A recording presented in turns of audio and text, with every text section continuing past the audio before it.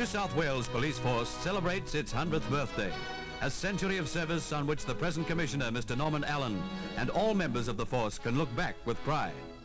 The first Commissioner, Captain John McCelerie, would be envious of the modern force which Mr. Allan now directs.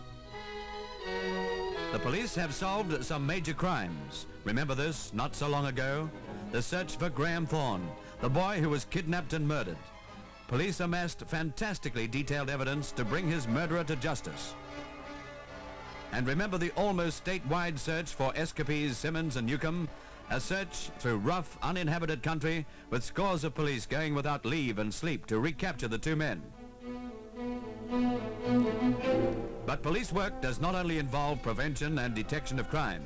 They learned to handle small boats on Sydney Harbour and formed a flood rescue squad. They worked hard, and when the next flood came, they were ready. The people of Maitland and Lismore and many other towns will testify to the courage and skill of these men, and there are many people who owe their lives to them. In this flood, they rescued the pilot of a helicopter which crashed while he was on rescue operations. Public service and saving life have become a tradition in the New South Wales Police Force. Remember this rescue by Sergeant Harry Ware of the Cliff Rescue Squad. A 93-mile-an-hour hurricane was blowing, but he went over the cliffs at Ferry Bower just the same. It's no wonder he became known as the human spider.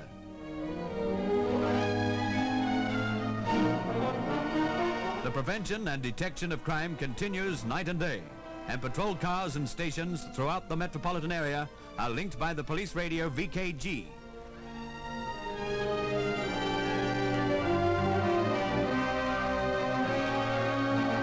The police have had to cope with demonstrations too. This one was in 1959, and it followed the arrival of an Italian liner which had been declared black.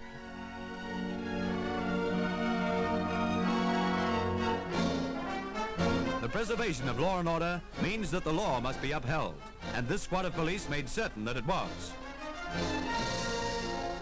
Now, as part of Police Centenary Week, Sydney people line the streets to watch the biggest police procession ever held in Australia. A mounted police contingent leads the march.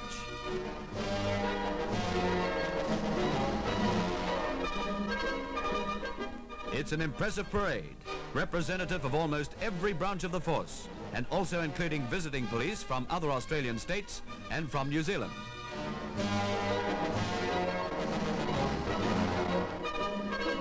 The Cliff Rescue Squad truck, now manned by Sergeant Ray Tyson, still ready for any call no matter how dangerous. And the men of the Safety Bureau, whose aim is to cut down the road toll.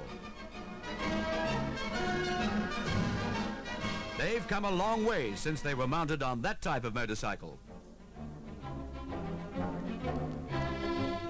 The big crowd watches as the Metropolitan Superintendent, C.S. Jardine, leads the marching police officers towards and past the Town Hall, where the Governor takes the salute. On the dais with him are police chiefs from other states and from New Zealand. The New Zealand Pipe Band leads a small contingent of police from across the Tasman as their tribute.